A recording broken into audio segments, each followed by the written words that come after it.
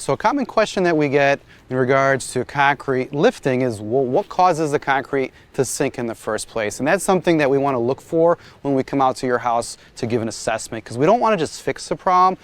We want to also look at what caused this so it doesn't happen again. Now, usually, okay, whenever we're at a property, the first thing I look at is where's water flowing. Water is usually what causes concrete to sink. So the biggest culprit of water getting in the wrong place is your downspouts. Okay, so here's a good example on this home right here. If you take a look at this downspout right here, there's no extension on it. So whenever it rains, this water is just accumulating right here. Well, over the years, that's going to cause, as you can see, these two sections have sunk. You have a nice trip hazard that it created right over here, as well as your joint cracked and it's wide open.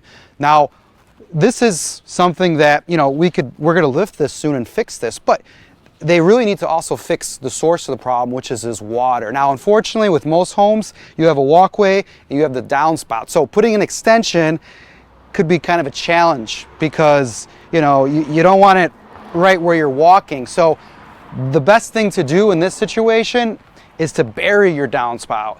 Take some time. You could do it yourself or hire someone, but if you bury it below the sidewalk into your front lawn, that's going to eliminate future settling. The other option, if you don't want to go and do something so intrusive, is to buy a rain barrel. Rain barrels are great. Not only do they solve the problem of water accumulating, but they also supply you with water that you could use to water your lawn, water your plants. So rain barrels are sometimes an underlooked solution. So the easiest way to stop your concrete from sinking in the first place is to look at the water.